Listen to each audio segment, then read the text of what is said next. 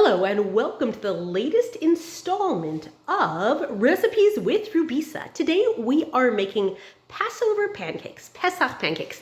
And these are really great on Passover or as a year-round option because they're so easy and gluten-free and light and fluffy. So our ingredients are that we're going to combine together in the food processor. We've got 2 eggs, 2 bananas that are starting to go a little bit mushy, so it's nice to use them up. It's always feast or famine with bananas, right? In go bananas.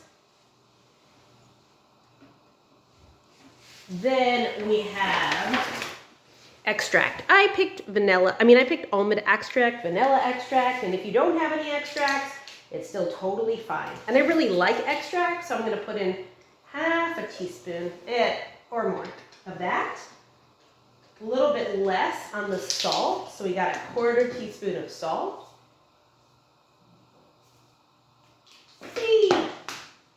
And the salt's really just to make it sweeter.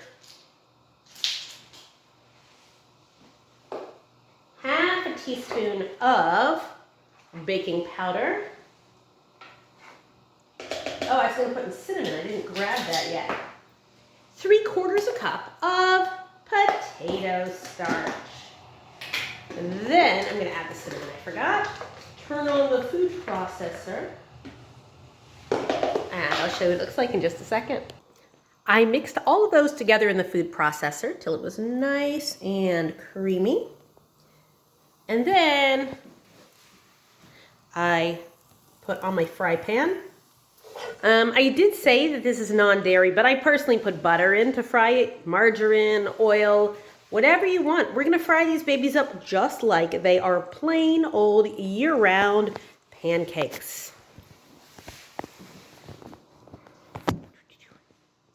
All right, we've got them frying up, right? Pour the batter in the fry pan and they're forming bubbles just like regular pancakes.